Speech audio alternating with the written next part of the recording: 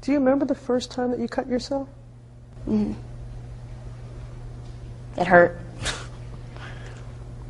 And it was... I mean, I didn't even understand it when I was doing it. I saw some people at my school had done it. I saw someone on TV do it.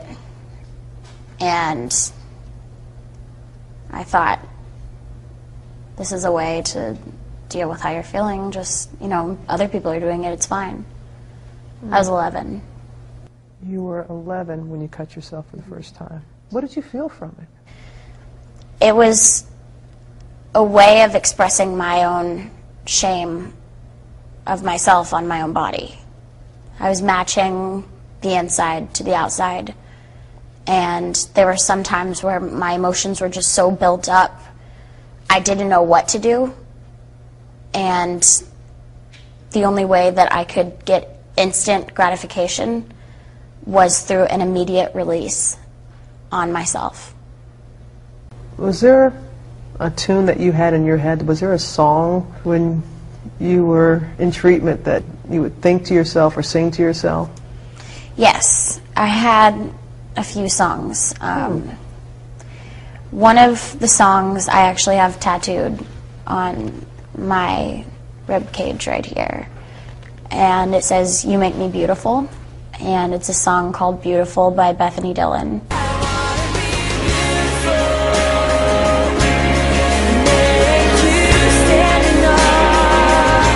And it just talks about, in the beginning of the song, how she's struggling with finding her own beauty and feeling confident, and then towards the end of the song it changes.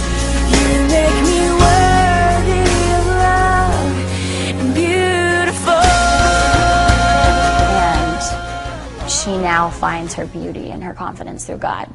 Another song that helped me get through a lot of rough times in there was Strong Enough by Stacey Orico. He took my life into his hands, which is another Christian song, and it's beautiful. It helped me so much. So, Stacey Orico, thank you. She's famous for her winning smile and her wholesome charm. You're one of us. Hi, I'm Sunny. For the little girl from Dallas, Texas, the desire to perform was homegrown. Her mom, Diana, was an aspiring country singer, a Dallas Cowboys cheerleader. And for her daughter, Demi, it was the classic tween musical, Camp Rock, that catapulted the young talent to stardom. Demi was living a teenager's dream. Movies. This is going to be the best summer ever. Her own television show, Gold Records, and dating teen heartthrob Joe Jonas. But away from the spotlight, a hidden shame. Before her rise to fame, Demi spent years secretly battling an eating disorder. She says it all started in early childhood when bullies constantly teased her and called her fat.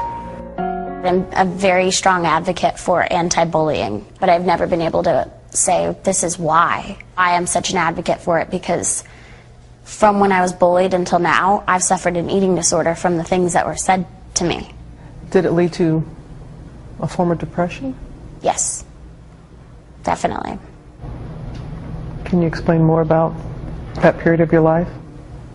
The period of my life that I went through was really dark, and I became very depressed, and my only way of really coping with it was through my eating disorder. So I just stopped eating, and that was my way of coping with it.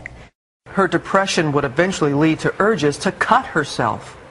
I've suffered from cross addictions over the past few years. I was trying to control my eating disorder, trying to get help for it, and when I was taking care of those things, the urges to do that came up. Yeah. So for me, it was okay to do that because I wasn't throwing up anymore. Last fall, Demi checked into a residential treatment center, Timberline Knolls. What was the darkest point for you? I can't really pinpoint a darkest point for me because over the past few years I've had so many I guess my darkest period was going into treatment for that first 48 hours and not having any communication with the outside world, even letting some people know that I was in there.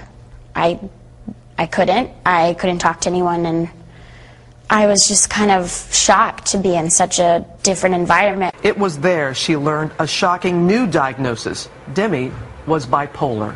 I had no idea that I was even bipolar until I went into treatment. I was actually manic a lot of the times that I would take on workloads, and I would say, yes, I can do this, I can do this, I can do this. I was conquering the world, but then I would come crashing down, and I would be more depressed than ever. During 3 months of inpatient treatment, Demi learned new ways to manage her emotions. Today I'm learning how to cope with issues and cope with urges and things like that in healthy ways. Like, I've picked up knitting. Who would ever thought that, like, I knit on a Saturday night, like, watching TV? I totally do. I'm a knitter. Lovato says it was the thought of her little sister Madison, the young star of Desperate Housewives, that got her through her darkest days of treatment. I had to think of her all the time when it was really, really rough, but I just kept thinking, okay, set this example for your little sister. And even though it may be hard to, like, wake up in the morning, there were days where I just didn't want to get out of bed, and looking at a picture of my little sister on my little bulletin board was one of the main things that kept me going. For Demi, there is hope for all in what she once battled alone. If I can prevent one person today from having the wrong friends, from cutting for the first time, to embarking on a horrible long journey with an eating disorder, if I can just change one life by this message, by saying don't go there, then I'm done.